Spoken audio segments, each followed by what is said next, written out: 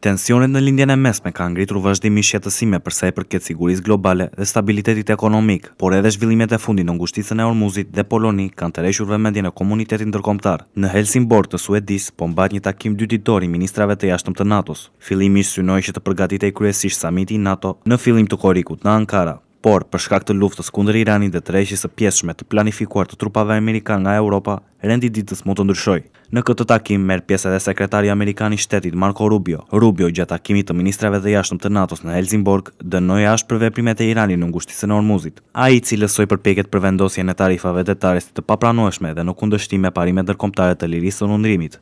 Autoritetet iraniane kanë ndaluar vazhdimisht qarkullimin detar në ngushticën e Ormuzit që prej nisjes së konfliktit më 28 shkurt. Irani ka vendosur kontrolle të repta dhe tarifa të larta kalimi për anije tregtare, ndërsa kompanitë detare detyrohen të koordinohen me struktura iraniane për të marrë leje kalimi. Ekspertët e së drejtës ndërkombëtare paralajmërojnë se kufizimet e vendosura nga Teherani mund të konsiderojnë shkelje të së drejtës së kalimit të lirë në ujërat ndërkombëtar. Teherani ka deklaruar se zona është pjesërisht e minuar, çka ka rritur frikën për sigurinë detare dhe ka ndikuar menjëherë në rritjen e çmimeve globale të energjisë dhe karburanteve. Sekretari i përgjithshëm i NATO-s Mark Rutte ka mirëpritur vendimin e presidentit amerikan Donald Trump për dislokimin e 5000 trupave shtesë amerikan në Poloni. Ai tha se aleanca duhet të vazhdojë përpjekjet për të reduktuar varësinë e Europës nga mbështetja amerikane në aspektin ushtarak dhe të forcojë kapacitetet e saj mbrojtëse. Presidenti Trump e arsyetoi vendimin për dërgimin e trupave me marrëdhënien e tij të ngushta me presidentin konservator polak, i cili fitoi zgjedhjet presidenciale në vitin 2025 dhe më pas zhvilloi një vizitë zyrtare në Shtëpinë e Bardhë.